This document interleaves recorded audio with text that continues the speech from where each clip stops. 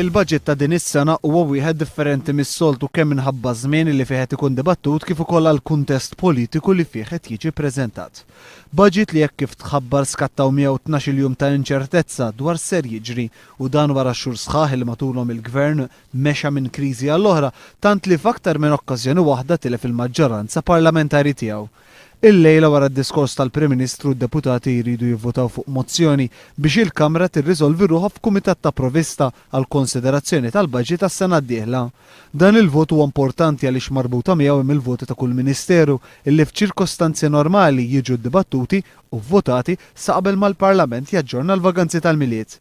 Jekk iżda l-maġġoranza tad-deputati jivvotaw kontra din il-mozzjoni, il-Gvern mhux biss ikun tilef il-maġġoranza iżda fl-istess ħin il-budget ma jaddix. Fl-aħħar jiem il-Prim Ministru f'aktar minn okkażjoni waħda ddikjara li jekk il-budget ma jaddix ma tkunx waqgħet id-dinja.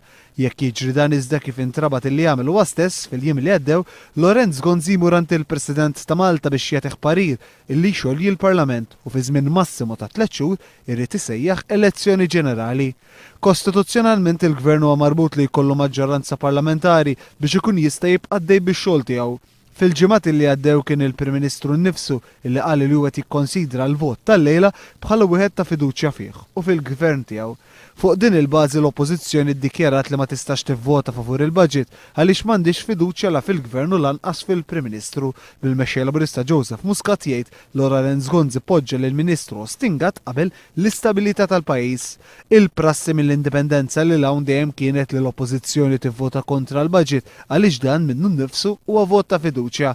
Fl-istess ħin huwa dmir tal-Gvern li jara li jkollu l-appoġġ tal-maġġoranza tad-deputati biex ikun jista' jgħaddi l-budget kif anke stqarr fil-jiem li għaddew id-deputat nazzjonalista Charlo Bonnici.